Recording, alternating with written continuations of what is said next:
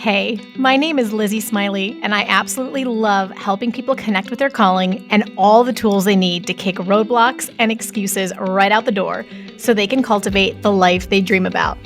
If you want to launch, grow, pivot, or scale your Etsy shop, or you've always wanted to develop the mindset and skills to run your own business, then I'm your girl. I've had that entrepreneurial spirit going strong since my very first lemonade stand, and now I'm a work-at-home mama with multiple online companies and a full-time Etsy shop, all while being present with my kids for the everyday chaos and most important milestones. On this podcast, we'll talk about all things business, mindset, Etsy, creativity, dazzling our customers, and so much more. There's plenty of room at this table for you, so scooch on in and let's go. I'm holding nothing back. Welcome to How to Sell Your Stuff on Etsy. I'm so glad you're here. Hey, How to Sell Your Stuff fam. How is October treating you so far? That feels so strange to say still. I'm thrilled to be back with you this week to geek out about some more Etsy, and this episode will not disappoint. I got so much great feedback from you guys from the episode with Jen Atkins, who was talking about, if you really go hard on a niche and what that can do for a new Etsy shop. And I mean, I have heard from so many of you that episode rocked your world, encouraged you. Like some people were like, it made me cry. I just felt so seen and understood. I think this is going to be a comparable episode. This is such just a casual girls conversation. And my chat with April was so just fun. And I mean, I don't know how you feel when I go off the deep end and leave my little set of questions behind, but this episode is for sure one of those. So more about that in a second, but just for a couple of quick notes I wanted to let you know about. First of all, I am getting ready to start planning for another FAQ episode. So there will be a link down in the notes below where you can submit an FAQ to me to cover on the next FAQ episode. It'll probably be several weeks out, but I like to start planning them and giving you plenty of time to think about and submit your questions. And there's also always now a link down in the show notes if you'd like to apply to be a guest on the show. Like so many of you guys reach out to me and you're like, it's kind of a bucket list thing for me to be on your show one day. I hope to be that successful one day. And that is an opportunity that is there. You need to have at least 100 sales. So you've got some kind of established shop routine. You've kind of proven you can do it. You cannot have copyright or trademark violations in your shop. So it needs to be all of your own unique products and designs and things like that. You need to have, some kind of a unique story that doesn't have to be super. When I say unique, it needs to be your story. You need to have a story you're comfortable telling about what your background is and how you got started on Etsy and how you picked your niche or your product, just some kind of story around what it is that you do. And then finally, it just needs to be a niche that we haven't covered in the last 6 months. But if you are someone who has a great story about one we've covered, you can still submit an application and we'll just plan you out for in the spring. We'll just push your episode out a little bit. So please feel free to go down to that link and apply. I've already gotten some great applications and I'm excited for upcoming episodes. But you guys are just so lovely. I'd love to interview y'all, and I love to insert some of those stories at all different, levels of success.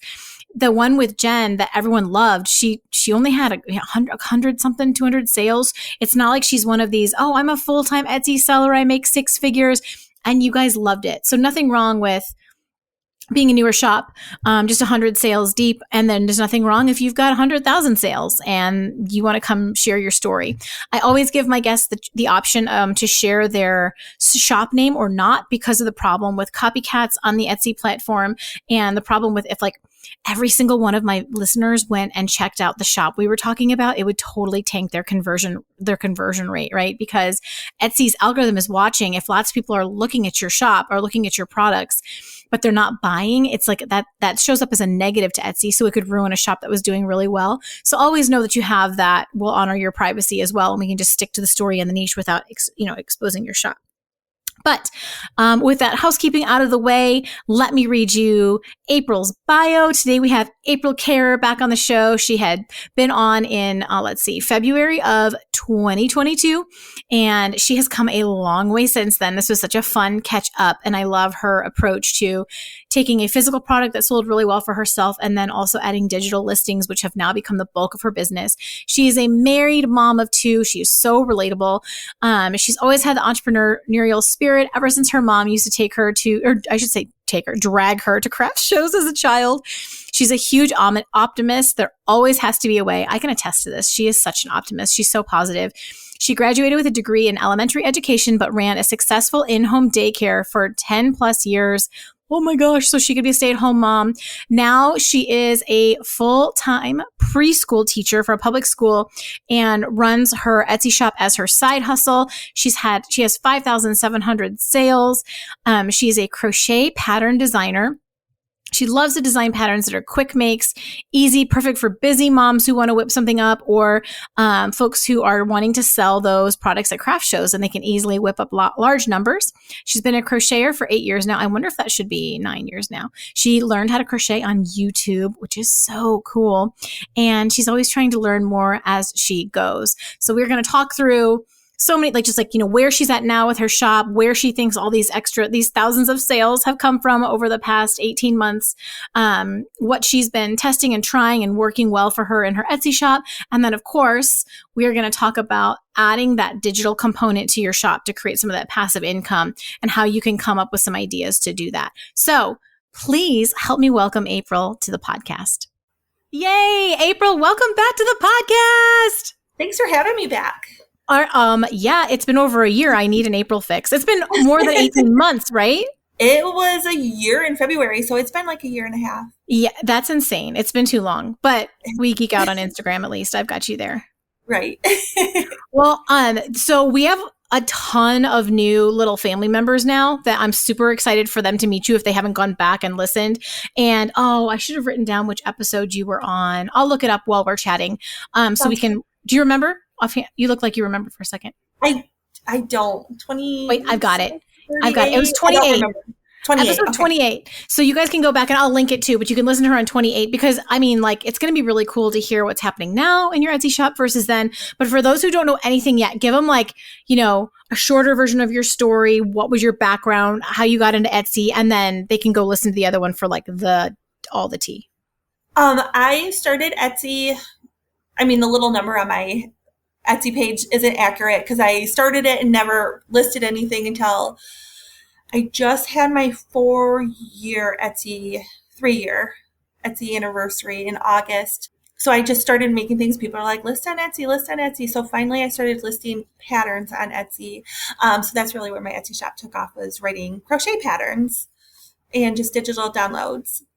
Which is the coolest thing ever. Yeah. Yeah. I'm at I wrote it down so I didn't forget, almost 5,600.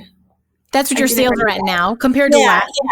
So in the past 3 years selling patterns, I'm almost 6,000. And I know 300 seems so far away, but I know I'm going to get that 6,000 very, very soon. I'll get those 300 sales so quick. This is my time to shine. Yeah. Easily in the holidays. But we have to get to it. Well, I'll get into it. But I super geek out that you took this physical product that you were you probably still are wholesaling and selling supplies and everything, but then went digital with it. Yeah. Well. People would ask where do you get that pattern? I was like, well, I wrote the pattern myself. Here's a link to my shop. So after so many times people asking, where can I get that pattern? Figured out people really do want my pattern, so I may as well sell it. It's in demand. Yeah, demand. And people want it. So it definitely encouraged me to start writing my own patterns and putting them out there, and it's paid off. What was your background? Remind me before you, because I know you're just a crafter, but what was your work before that? I was a home daycare provider for 10 years, and I definitely needed a creative outlet when I was doing home daycare, home by myself. My babies were babies. My babies are not babies anymore. But I definitely needed something just for me, something that I could just be proud of. So after staying home for 10 years, I needed my outlet. And it was Etsy and crafting. But as a knitter, as an avid knitter myself, and that's what I do at night after the day. Well, it's what I do after the kids go to bed before I actually do my work because my schedule's insanity. But I could totally appreciate after chasing around other people's children and your own all day, just being able to sit down and the repetitive, just tactile feeling of yarn and a crochet hook. Especially when my babies were little, my day was so overwhelming all the time. Crochet was my outlet to do something for me and by myself And I just fell in love with it and I never stopped doing it. So after 10 years of daycare, I no longer do it. Now I am a full-time preschool teacher in a public school.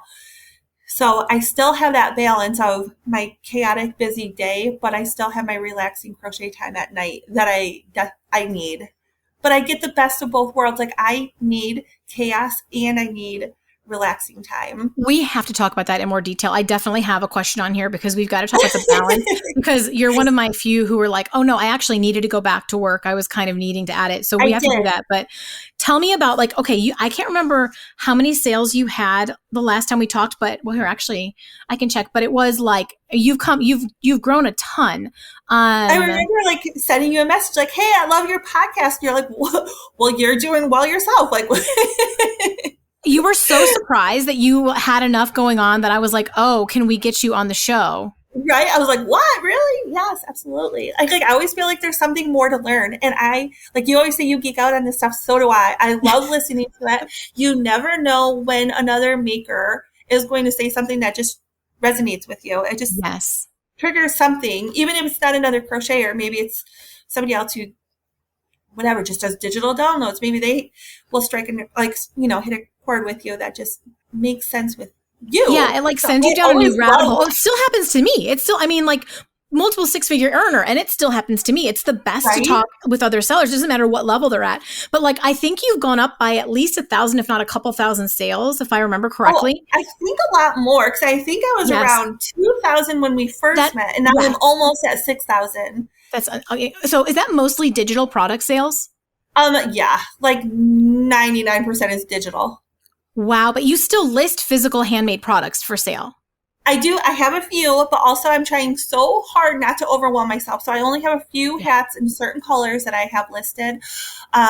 Something that I know I can make or recreate fairly quickly so I don't overwhelm myself. But I also am a local seller. Like I do commission, I do wholesale, and I do like farmers market, craft shows, different things like that too. So like a lot of my physical items I sell locally.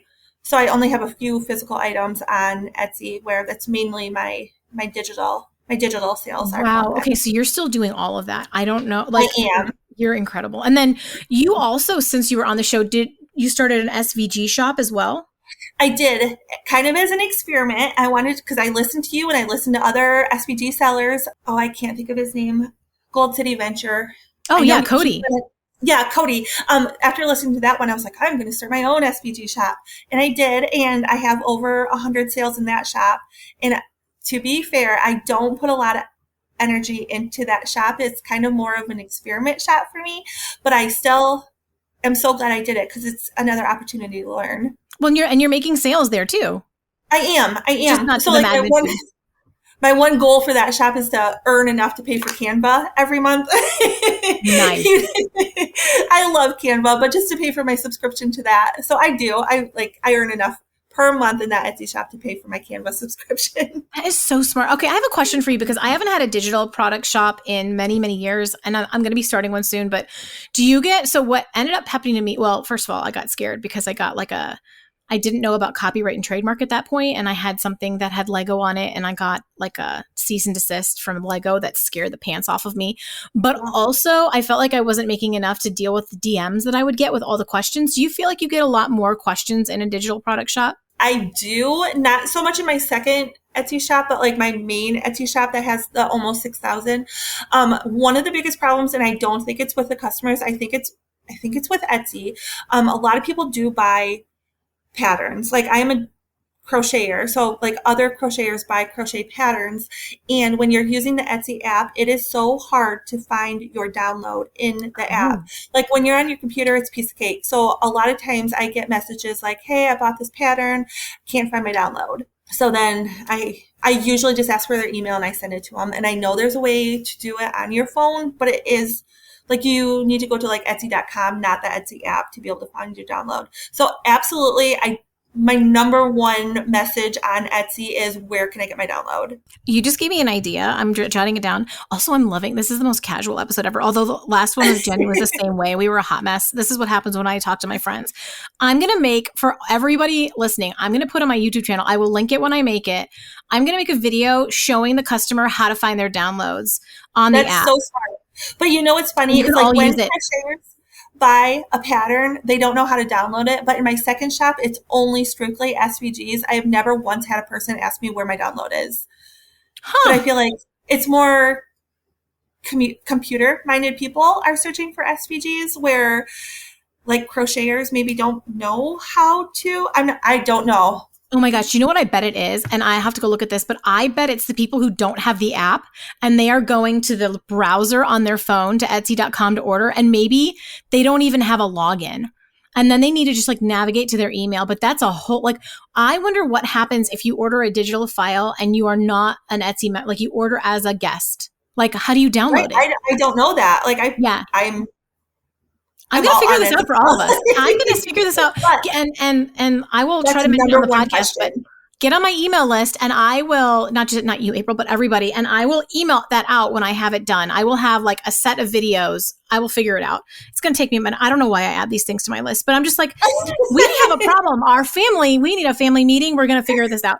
Okay. Now That is that I've absolutely 100% the biggest question, most message thing is, where's my download? okay, And no I problem. always just say, hi, what's your email? And then I email it to them and they're always appreciative.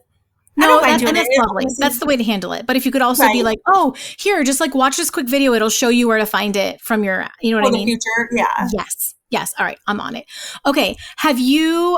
That is so fun. I'm glad you started that shop. Have you made any other big discoveries on Etsy or about your Etsy? I mean, you've obviously shot up in sales. Can you attribute that to like some changes you made or something you learned or what caused that?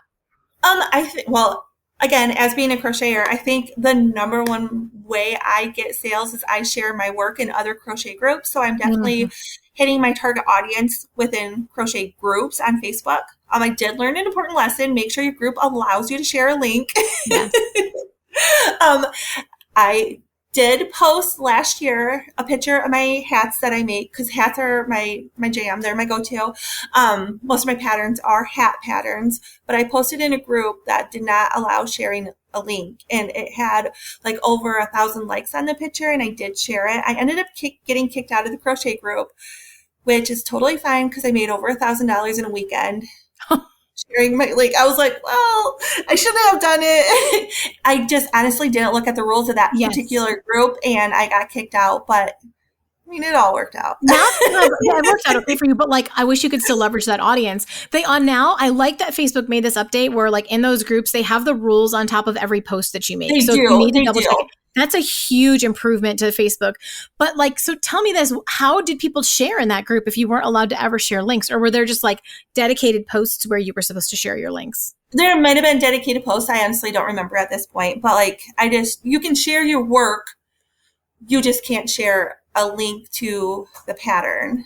How are people then telling people how to get the pattern if they want it? I don't know. I honestly don't know. Yeah, I know. And you got kicked out, so you can't go out. My husband always says I've been thrown out of nicer places than this. I promise you are not troublemakers. But we have jokes that I'm a crochet rebel. You are. That's so funny because you're literally the sweetest. Like you're like, oh, I'm so sorry. There was a rule. I still think about it. I never got kicked out of anything until a crochet group.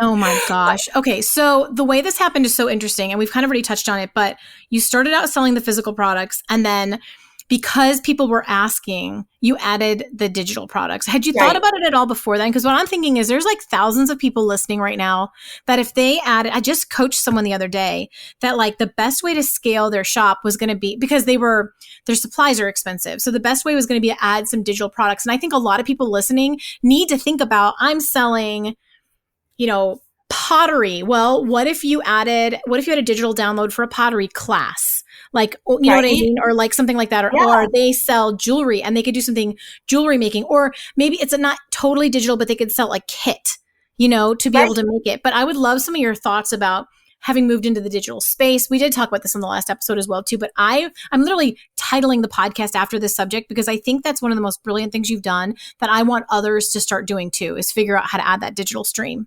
So I was making these little crochet dish scrubbies out of like scrubby yarn. They're super popular. People, again, where'd you get the pattern? So I wrote the pattern up. I was just sharing it like, this is kind of quick what I did. And like, this is dumb. I'm giving away the pattern for free all the time. So I just charge, it's $2. It's not expensive. However, I package them in a 2-pack. This is just how I sell them, not how other people have to sell them. But I put them in a cellophane bag, like a 6x9 cellophane bag with 2 dish scrubbies in it. And then I added in my Etsy shop a digital download for like a card topper that goes over it. So you print it at home and it says kitchen scrubbies on it, like handmade. I think it says 100% nylon, and then you cut it out and then you can staple it to the top of your bag. So the finished product looks so professional. Like it's all clear. They're all packaged. They all have the cellophane wrapper over the top of it. And they can just download it from my shop. So the pattern is in my shop. I make money from that. And then the digital card topper is in my shop. So I make money from that. And then I have like in the description on Amazon where you can get the cellophane bags that I use. So one product, and I have 2 digital downloads that go with that one product. Are you an Amazon affiliate? Are you getting that cut too? I am. Good job. Yes. So you can like link the affiliate links and you just make a couple cents per sale. But I'm going to write here to put in the notes how to sign up for an Amazon affiliate. I'm just going to tell people, if you get rejected the first time, don't stress about it. That's really common. You have to have a bit of a social media following or be an influencer, because there's Amazon influencer and Amazon affiliate. You can try. I would try to apply for the affiliate influencer. First. You are an influencer? Yeah. Then what's cool about that, you guys, is you can create yourself. Oh, this episode is we're going down such fun rabbit holes. You can then create like on your Instagram or in your Etsy shop, you could have like your storefront, your Amazon storefront, where everything that was related to your product that you sell. Like a lot of people on TikTok will do that for like things in their wardrobe, because people will always be like, where did you get your boots? Or like, what's that mascara or whatever? And they can put it in their storefront. So I have like all the supplies that I love to use. I have them all linked in my Amazon storefront. Okay, so if you've been around the podcast for a while now, you have heard me tell you guys that you shouldn't put all your eggs in the Etsy basket, right? Etsy owns their platform and we are just guests. So it's super important for your longer term business goals to use your Etsy shop to build an email list. That way you can continue to communicate with the people who already love your products and create an asset that will stay with you as you expand your Etsy shop and beyond. The tool that I recommend for this is CraftKit, because it compliantly integrates directly into your Etsy shop and will streamline a ton of work for you. Once you have CraftKit set up with your Etsy shop, and it's super simple, by the way, like no high-tech confusion or mess, which is a win. Every time you get an order after that, CraftKit is going to pull over your customer's email address and then automatically communicate with them with the messages that you set up ahead of time. So it's going to auto send the messages you create as each transaction milestone occurs in the order process. For example, it's going to send a thank you for your order email, a notification that the order has shipped, a delivery confirmation email, and anything else that you set up within it. I personally love this automation, you guys. Like, it's such a time saver, which is really critical when you become a busy shop. But even better than that, CraftKit is also going to start inviting each and every customer to join your email list. And it makes it super easy for both you and your customer. Once they hop on your list, you can set up a drip campaigns for days, reminding them about your brand and inviting them to revisit your shop. So if CraftKit has hit your curiosity button, which I hope it has, I made a YouTube tutorial that I will link in the show notes so that you can see a back office sneak peek of exactly how this works. I know that always helps. They offer a 14-day free trial. And if you use my coupon code, which is Smiley, SMILEY, all in caps, you will get a 50% off discount for your first 3 months. So I will link that for you as well. Whatever you do, my friend, cover your own back and start building your email list. You'll thank me later. Oh my gosh. Tell me more. What do you have? Like, what are the categories you have? I have like crochet hooks that I like, yarn that I use. I like, because you're a knitter, but when you have a partial skein of yarn, like the ends just kind of sit there. I have a yarn winder, so I wind my yarn into nice little cakes so they're more manageable and not so messy all over the place. So I have like yarn winder. Cakes. Yep. I do Cricut stuff, so I have like Cricut stuff linked in my Amazon shop.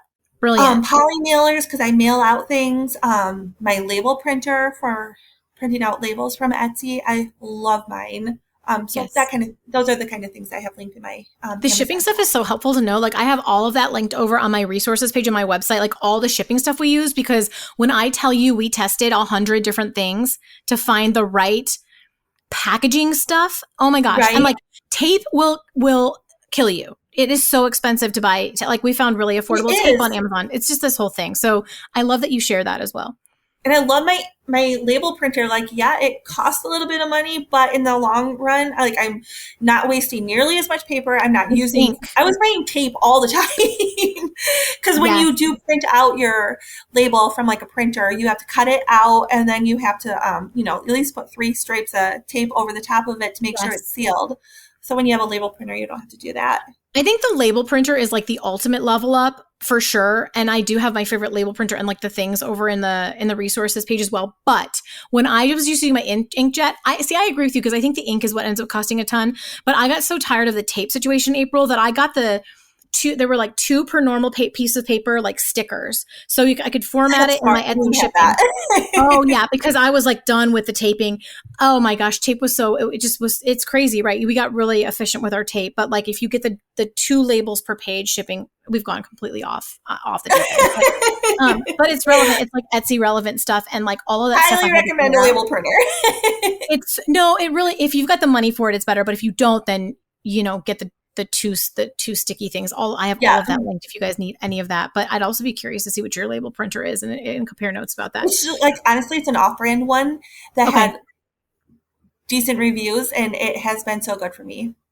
I like watching the YouTube or the TikTok videos where people are like showing all the printed labels. Because I know.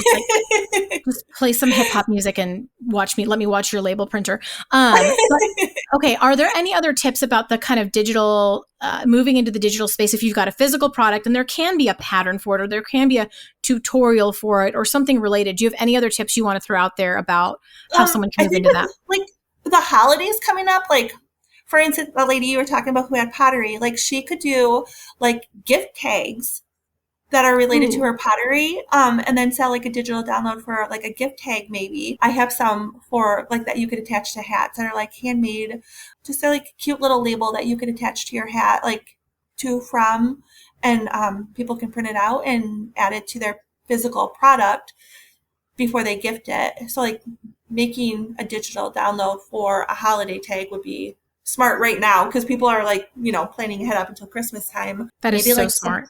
Like a card or something. Gift giving is a big one. One year I made my whole daughter, this was the year that I took off in between daycare and getting a full-time preschool job. I made 27 little crochet whales for my daughter's Valentine's Day party. And then I made a digital download and I added it to my Etsy shop saying, "Will you be my Valentine?" And I sold several copies of that for Valentine's Day. But her teacher's like, "Oh, Brenly's mom won Valentine's Day this year." I was going to say you won Valentine's Day. I'm glad someone beat me to it because that's insane. I vaguely remember seeing the pictures on Instagram and being like, where do I get one of those? That's insane. Yeah. That's so it was just like a little digital download, but around Valentine's Day, I sold several copies of it. It was this whale, "You Be My Valentine," and it connected to the little whales that I had.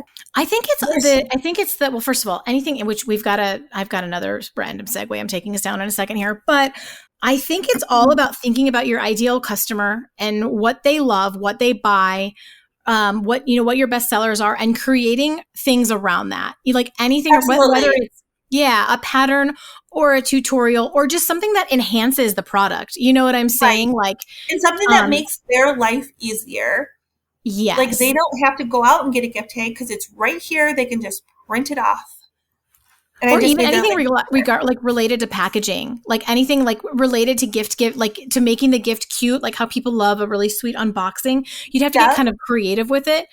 But like with earrings, like, I'm trying to think, that's that too, though. That could be like a little tutorial, or you could do something that's like a pairing. Like, here's how you would style this, like a style guide for some clothing or earrings would be really good. Or for if you do any kind of makeup. I'm trying to think also, I'm trying to like give examples, like what I would do for like bath products, or we'd have to like get onto like YouTube and see that's what I would do. If you don't know what to do, I would go and just search around Etsy for other shops that are selling similar things to you and like see what they might have in the digital space and get some ideas. But you can also just look on Google, you can look on Instagram and find out, like, just search your words and see what comes up, because it's not going to be just your product.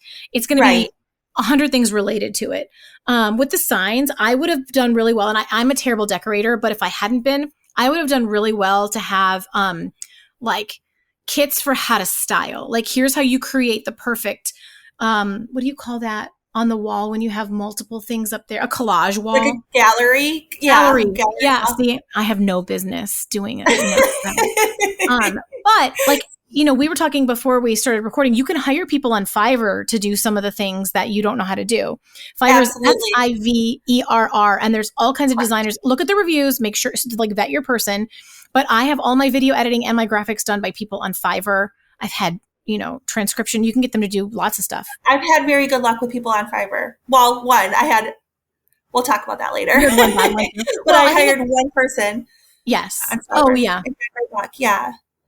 Yeah. So I think it's an issue of vetting them, just making sure that they're really good. So, okay. Yeah. So we've already talked about the products you sell the most are your patterns, which makes complete sense.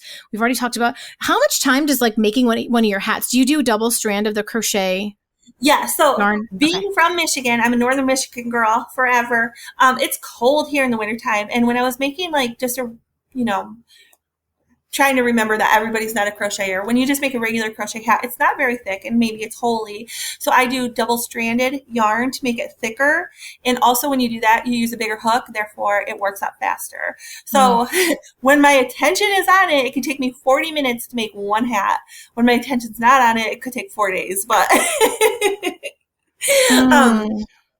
you know what I mean? So like the thicker the yarn you use, the bigger the hook you use, the quicker it goes. And I am a busy mom, so I wanted to make patterns that were aimed towards other people who made for maybe markets or craft shows or busy moms or people who gift because they do work up fast. And of course, I've made my pattern like seriously, probably I'm in the thousands by now. I've made so many hats. Mine do work up quick, but even if you're a first timer using the pattern, I would say realistically you can make one in an hour. Like they work up quick. So like if you were going to do markets, it would be a good pattern to use to bring to a market because you can replicate it very quickly. I'm intrigued that you're giving them the rights to make and sell commercially. Oh, absolutely. I'm all for supporting other people too. Another thing I do in my shop, I don't remember if I talked about this last time, but my hats have big pom-poms on them. You did talk about this. I was about to ask this. Do you still sell the pom-poms? I do. So I buy my fur, like by the yard, and then I cut it up and I make my own pom-poms for my hats. So I offer in my Etsy shop just fur by I use a 5x5 inch square. So if people only want maybe 1 or 2, or some people order 20 squares of just fur that's already pre-cut, ready to make into pom-poms, they can buy that. If they don't have time to make their own pom-poms, for $1 more, I'll make pom-pom for you. So I have pre-made pom-poms, and then I have the fur just to make the pom-poms, and it's all the fur that I use on my hats already. So that's another, honestly, it's a pretty big seller in my Etsy shop is just the fur that Which one? Which sells more, the pre-made or just the fur? It's honestly a pretty good mix. I feel like when people do buy pre-made, they go for big numbers, like they'll buy 20 at a time. Yeah. Or you do get the person who will buy just like one, or maybe they just need 1 square of fur and they don't want to invest in a whole yard, so they'll just buy a couple. But I've honestly had both ends of the extreme. Like some people will buy 50 pom-poms, other people will buy 50 pieces of fur. I've had people buy 1 pom-pom or 1 piece of fur. Like it's kind of all over the place with it. Okay, so I wanted to ask you if you're playing at all in the, it's been like the year of animals. It's like the big trend is animals. It's like on t-shirts, really frogs and owls and axolotls and all kinds of like sloths are still really big. They're like mice, like it's so random. Dinosaurs, I could go on and on. It is the year of the animal, and I have seen that in the crochet space this is no different, but it would be harder to do. Like I'm like, have you played at all with crochet animal patterns? I feel like they're everywhere. Not with me writing them, but I am addicted to buying patterns, so I have a whole bunch. I just need to make them. Were they hard to make? From other sellers. It's just more time consuming. So I guess when I go into crocheting, I go into it thinking, how quick can I make this item to sell? Because I do sell locally finished products. So like sometimes maybe For instance, my daughter was having a school carnival, and it was a farm themed carnival, and the PTO asked me to make an item to sell or not to sell, but to auction off. So like donate my time to make it. And I made a cow. That cow took me forever. So like, just because that's not usually what I make, like I make hats. So it just took me longer to recreate it. And then I got an order from that. So like, how quickly can I keep reproducing these animals is kind of my hang up. I like making them, but only maybe like one. I don't want to make like 100 of them, where a hat I can sit down. And it's just me personally. Like I can sit down and make a hat, not a problem. But when I have to sit down and like really focus on an animal, it takes me so long.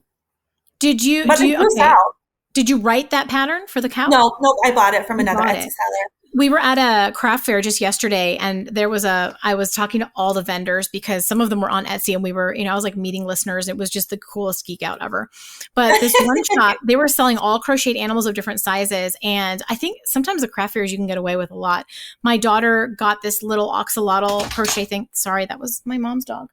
It's literally like the size of my two hands put together, and it was $20. And like, I will support the small artists because I know that took a minute, but like, I don't think that this is the other thing that I'd want. So my point is there's huge demand for this on Etsy. I was looking at the numbers. In fact, I'm working on this like download that I'm going to make for the audience. There'll be like a free version and then a paid upgrade where there's like, here are the micro niches with tons of opportunity in them. And I've been working on like the sewing ones and the crochet ones right now, and the animals. The crochet animal patterns, there is a huge opportunity. There really is. Yeah. I'd want to sell the pattern because the physical animal, like I don't think she could sell that small axolotl for $20 on Etsy. I don't think there's a chance. I think $12 max. And my guess is that's a really low hourly rate for what that would take to make it. Right. And when I make and sell things, like I always have that in my mind too. Like, how long does this take me to make it? How much can I sell it for? And how many can I make? So like all those things go into like my thoughts before I make a thing. You have to. But it's one thing at the beginning too, because you're now almost 6,000 sales in. You have figured this out. Someone just starting. I know I was willing to give away the farm a little bit in the beginning in terms of my time. Like I wanted to just try stuff. And so if you're trying to get your foot in the door, crochet up some animals to sell, get some sales for your shop, and then sell, and then be like, all right, I'm tired of this. And then just start selling the pattern. You just have to write your own pattern, but yeah, there's that. So anyway, so I will say, like locally, I do sell little animals. I love making little chickens, like jellyfish, whales, and I always sell them for $10 because when I was a child, my mom used to drag me around to craft shows, and we could never buy anything because it was too expensive. So like I have a special place in my heart for kids at craft shows because I was always told no. So I always have something affordable for children to buy, and usually parents don't think twice about a $10 little item from a craft show. I could hug you. I wish that axolotl was $10. We also spent another $20 on a goldfish because of the silly goldfish game. And we were at a fair earlier in the summer and we did not get a goldfish, and it was a bit sad, and I respect that. So we ended up, I wish there had been a $10 whale. I really do. Right? Mm-hmm. And it's something that I can work up pretty quick. And like, I know the whales that I do make, I can make like 8 or 9 of them in an hour. No way. So I can't, like, not stepping on, like I do batch work. So I'll make all the bodies, and then one day I'll add eyes to all of them, and then the next day I'll stuff them. Like I just do it in batches so I can get enough done. So like when I do craft shows, I always try to do like in tens, or like I can do 10 whales, or I can do 12 whales, like 24 whales, like either by tens or by the dozen. So I definitely. Are the eyes glued on? I have so many questions. How do they attach the eyes? I have like little safety eyes. They're like kind of like a earring with a back, and the back does not come off once you put it on. But once I have the safety eye on, I like the back on it, I do add a little dab of hot glue just so there's no chance it's going to come off. But with the kids, also get those from Amazon. Link them in my Amazon storefront. Oh my gosh, okay, cool. I share my Instagram stories often because people are like, oh, where did you get that? So I'll just share a link in my stories. Okay. Is it on your bio though too? Is it on your link tree? Because I actually need those eyes. Yeah, I do have it in my link tree. Okay, amazing. We'll share your Instagram because your Instagram's so fun to follow. You guys have to let me know if you love or hate. I just hit 4,000 followers on Instagram. Pretty proud of myself. Congratulations! That's amazing. Instagram's been really slow for me, but I think it has. All of a sudden, I've had an uptake in it. I don't know what caused it, but not as much as I should. The political answer. Okay. But obviously you're doing some because you're growing. Oh, and oh my gosh, my next question was literally, do you think your social media presence drives significant business to your shop? I do. So I have a Facebook group, and I feel like when I post my Facebook group, I'm definitely talking to locals, like just more local people follow me. It's just how it is for me. I'm not saying it's the same way for everybody, but when I do post on Facebook, I feel like it's more local people following me. And Instagram, I feel like it's more of everybody else is following me. So like if I was going to post like, hey, I have a new pattern out, I would share it on both, but I'm going to get more sales from my Instagram to my Etsy shop than from like my Facebook page to my Etsy shop. So, oh, wow. Absolutely. Like, I feel like Instagram does drive my sales. Okay. And like we were talking before, I definitely need to up my Pinterest game. I'm on Pinterest. I just need to be better about it. I need to learn more about it. It's the crafting. It's because you're in the crafting space. You would kill it on Pinterest. Well, you were telling me that you get a lot of offsite ads sales in your shop. And that tells me that there's a huge opportunity for you on Pinterest or on Google, but don't pay for Google ads, like go on to Pinterest. But that's to me like 1 + 1 = 2. You've got it. I know there's only so many hours in a day. And then my next question is literally, how do you juggle? Like, how do you juggle running around? Okay, but you were a kids person. You run after children all day long. And we got to talk about how you ended up going back. Because when we talked the last podcast episode, you were full-time Etsy. You were taking a break. You closed your daycare. And you've gone back into it. So like, tell us that whole story. But how is it? Talk about the juggling of it too. Like Etsy shop at night, running around after children during the day. Because you're not just sitting down in your easy chair, like crocheting. Very rarely ever I'm doing nothing, but I feel like it's part of my personality. Okay. So I was doing daycare for 10 hours a day, 5 days a week, 50 hours every week. And I needed that balance of not doing anything. So then I started crocheting, and that was like my me time. My kids were in bed. But then I took 1 year off from working and just focused on Etsy and selling. I got a big job from a very popular local shop here in Traverse City, Michigan. And that one winter I can't remember off the top of my head, it was like hundreds upon hundreds upon hundreds of hats. And that's all I did that one winter. And it was enough of an income to make it through the next school year. But when I wasn't doing daycare, I really missed the busy chaos of having kids around. And my kids are older. They don't really want the daycare in the house anymore. Like, I had ages from newborn all the way up to my son is now 13. Like, I just don't have room for it. I don't have the space for daycare now that my kids are bigger. So I got a job in a public school, which I love. So I get to leave my house, take care of kids for only 7 hours a day. I get a lunch break, which is bizarre because I never had a lunch break, when I was doing home daycare. And then I get to come back home and I get to craft and I get to do my thing. So I get the chaos during the day and I still get my relaxing, like creative time.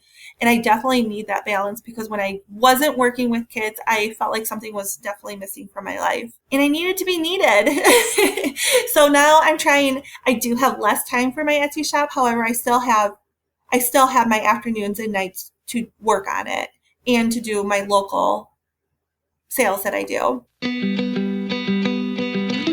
Hey, you guys, coming in hot with a pro tip. Are you ready? Do you use special fonts, graphics, SVGs, or other digital goods to create your products or run your Etsy business? You need Creative Fabrica. So, for years in my shop, I walked that fine line of either using stock fonts and graphics that were right there on Canva, and I had a ton of trouble differentiating myself because, let's be honest, everyone else was using them too. Or I had to go invest a ton of money, sometimes hundreds of dollars, to buy them direct from a designer so I could create something extra unique and stunning, right? And don't even get me started about the whole factor of making sure I had a commercial use license so that I could use it for business. It was a whole nother expense and hassle, to be honest with you. But I have since found a better way, and I'm letting you in on the secret, okay? Enter Creative Fabrica. You guys, getting a membership to Creative Fabrica has been a game changer for me, okay? I've literally saved thousands of dollars. I'm able to create faster because I no longer have to scour the internet for what I need. It's very convenient. Not to mention, I don't have to wait for my budget to allow for a new digital asset before I can create something new. I have this membership. I can just access it whenever I want. So what is it? Creative Fabrica is a website where you can access unlimited digital goods for just $9.99 a month, like $9.99. This my jaw drops because this is an insane deal because everything comes with a commercial license as well, which means you're allowed to use them legally for profit. And I have to chuckle because this is less than I used to pay for just one font before, y'all. Like $9.99 for access. Okay, they have over 6 million fonts, graphics, and other digital resources that you will have full access to at any time. It's essentially like to be honest, this is like the top Etsy seller's best kept secret that you are now privy to. Welcome to the family. Did I mention you belong here? You belong here. And on top of that, Creative Fabrica, so they discovered this podcast. They reached out to me and they were like, Lizzie, we want to offer your audience like a special little perk. I'm just like, well, we love that. Tell us what it is. So now you guys can get 1 month free. You can get a free trial for up to 10 downloads and you can test drive it and see if it's a good fit for you. Like I literally pay my own membership. I love it. So if nothing else, like take a free trial, stock up on some fresh stuff for free. Thank you, Creative Fabrica. And if you love the service as much as I do, it's just $9.99 per month to keep it going. And you can also cancel at any time. No questions asked. I love that. I love it when they do that. So if you want to jump in on this sweet deal, just go to howtosellyourstuff.com/creative. Again, that's howtosellyourstuff.com/creative. And you can grab that free trial. I'm so excited, you guys, to share this with you because this is like one of those pieces to the puzzle that can just change everything. It can just up the whole game. So just like let me know how it goes, okay? You're a unique personality, but you know what? I like it because if there's one of you, there's a million of you out there. And I think so often the Etsy story is I just want to go hard and be a multiple 6-figure income earner on Etsy. I want to leave the job and just do that full time. I love also being able to showcase stories like you where it's like, no, I actually love my job. Like I actually want that. And this is my side hustle and I want it that way. And so I love that they get to hear moms like you talk like this. I need that balance. Like I need to work. I need to be needed, but I also need to be creative and I need to fill that outlet. So I truly am so happy in my life. I have exactly what I need and exactly what I want and I make it all work. And maybe I don't have 100% of my time to devote to Etsy, but that time that I do have is more purposeful because you know what I mean? I directing it exactly where it needs to go. And it's paying off. It's doing it. Isn't it always so interesting? It's like perspective too, because someone who could be going into the preschool space for the first time and be like, this is horrible, but you've run your own. So you're like, oh no, I can go to the bathroom. I can have a lunch break. Like it's so bizarre. When you're doing home daycare and you're on your own island, you got to do everything yourself. But now I have a lunch break and I can leave the room if I need to. It's seriously so much easier than doing home daycare. Like pros and cons because I'd want to be with my baby. Like I totally get it and I love it so much. Oh, okay. Absolutely. My babies are in school now, so when they were little, I definitely wanted to be home with them, but they're 5th grade and 8th grade now. So. I was going to say, how old's your daughter? Yeah, she just turned 10. She turned 10, so 10 and 13. Oh my goodness. Yeah. Oh my gosh, they're young adults basically ish. I know. Oh, I love that. I make different crochet snake, and my son looks at it and goes, "That's actually cool." I was like, "Well, thank you." I mean, if the tween says it's cool, it's got to be cool. Oh, yeah. They establish all the rules for sure. Yeah. Oh, well, what kind of tips would you have? Like, you're now really into it, but like for someone brand new starting, do you have any tips for entering Etsy or crochet, however you want to answer that? But just I'd like to hear your thoughts. I don't remember if we talked about this or did we just talk about it beforehand, but I opened up my second Etsy shop. Oh yeah, we did. My second Etsy shop is just digital downloads. And I did it kind of as an experiment to see if I could draw people into that shop with no social media presence, because I don't really share about that shop on Instagram or Facebook or in any crochet, digital groups it would be. And I I have made a lot of sales in that one. So what I've done differently, knowing what I know now, is using different, what is the right word? Integrations. The third party tools? Yeah, like I like Everbee, and I know you said you like Sales Samurai, and I've never tried Sales Samurai. I use Everbee and Sales Samurai. I just don't use the eRank. Oh, and then eRank is the other one that I use. So when you go to those websites, you can connect them to your Etsy shop, and then whatever you want to sell, you can type in like keywords, and you can see what the Etsy competition is for the item that you want to sell, and it will tell you if it's like oversaturated or like how many people are clicking. It's per month, I think, right? Yep. Like how many searches per month.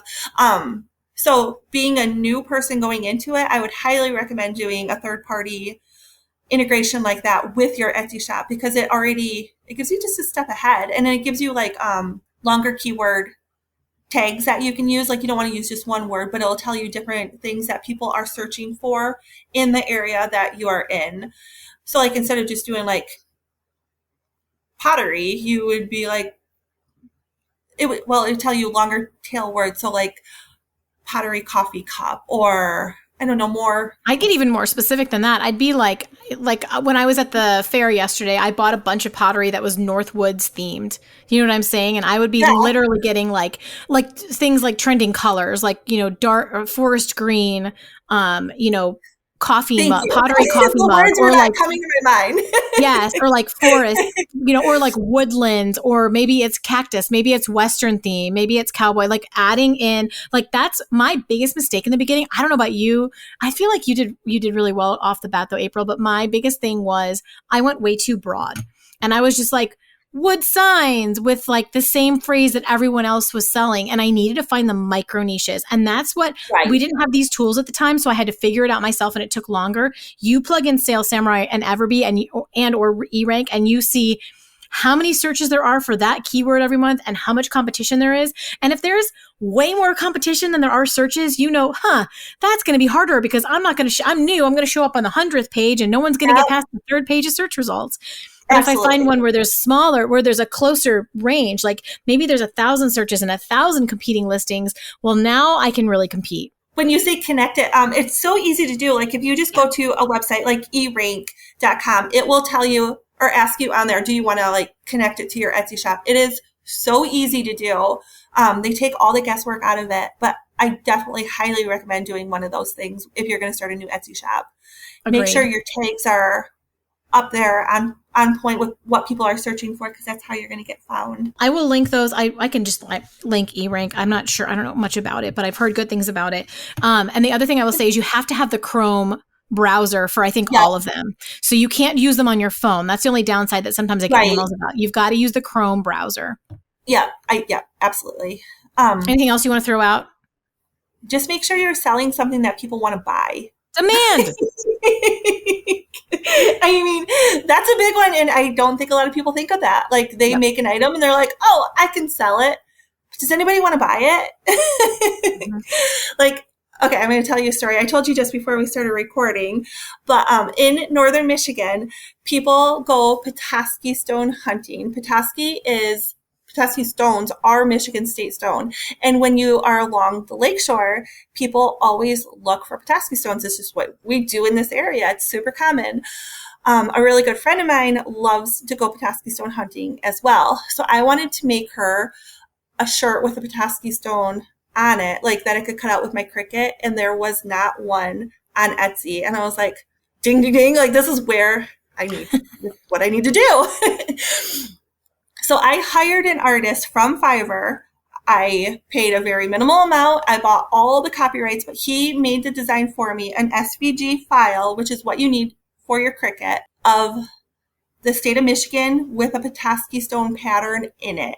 And it is the only one on Etsy. So if you type like Michigan Petoskey stone SVG, it's like the only one that will come up. And of that, I've already sold 70 copies of that one pattern. And I think that's pretty amazing. And then I have different variations after that. But I was in demand. Like I wanted to buy it, and there just wasn't one out there. So then I found a way to create that. I met the demand for myself, like supply, like, you know what I mean? I supplied what they needed.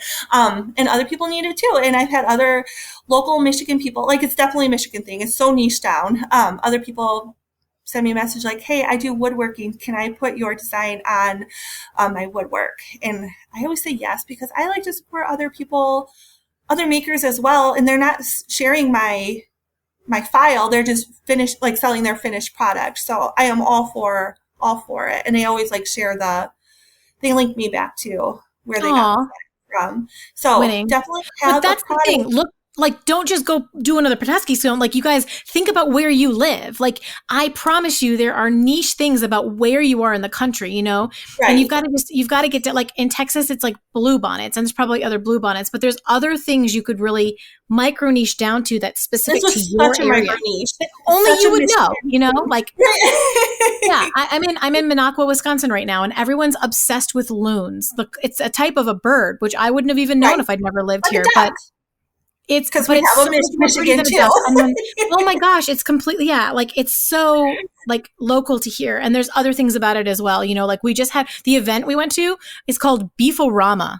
I could probably sell Beeforama stuff on Etsy because it's super niche, but 12,000 people come in town for it every year. You know what I mean? Like think about what's local to you, or that you just would have kind of an inside scoop on that other people wouldn't know.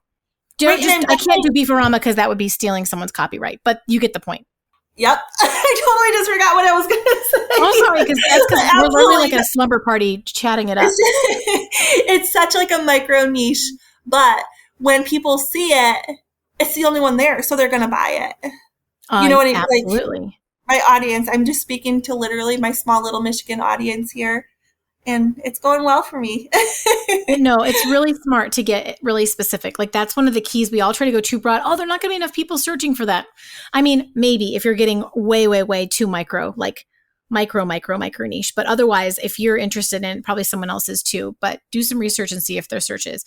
Where are the best places for our listeners to find you and connect? Instagram and Facebook. Okay. I am do you want to link my name? It's Careberry Crafts. I'm going to link it because the spelling is like different. Kehrer, right? Kehrer. Crafts. Keh. Yeah. Did you say E or A? I said E. Kehrer. Yep. It's only taken me 18 months to learn it, April. I had to write it down on a piece of paper before I got married to make sure I knew how to spell my name. I don't blame you. What is his background? Is that German? It is German. Yeah. Okay. Yep. It's a very, very powerful, strong name. And I'm on TikTok, but again, I need to post more on TikTok than what I do. But same username. They can find you there. Keep it all the way across the board. I love talking about it. We got through this, April, without any internet problems and without your dog barking. And I just feel like we should high five about it. Like, yes! Thank you so much for coming back. Talking about it. And I so appreciate you asking me back. It was so much fun. You are the best sport on the entire planet. Thank you for being so generous. Everybody loves you. They always love your episodes. I'm so glad we got to do an updated version, and we need to keep hearing how things are going. And still going. It's still progressing. I'm so proud of myself. I really am. When there's a problem, you just figure it out. Like you always say, everything is figure outable. It is. Everything is figure outable. It plays in my mind a lot. If you ever need encouragement, guys, like DM April. She's so positive. I am always an optimist. There's always a way. We'll figure it out. Okay, well, I love you. I love your shop. I love having you on the show. Thank you so much. And you guys, thanks for listening in today. We're so honored you would choose to spend your time listening to us geek out and talk like two schoolgirls at a sleepover about Etsy. And until next week, y'all go make something awesome. I love you. I'll see you soon. And that's a wrap on this episode of How to Sell Your Stuff on Etsy. Thanks so much for hanging out with me today. If you're looking for more resources, head on over to howtosellyourstuff.com, where you'll find podcast show notes, all the links from today's episode, the blog, courses, coaching, and more. If this episode was helpful to you, awesome. The greatest compliment I can receive from you is a rate, review, and subscribe on this podcast. Not only will it allow us to connect again on a future episode, it lets me know I'm providing you with value and helps other people find this content more easily.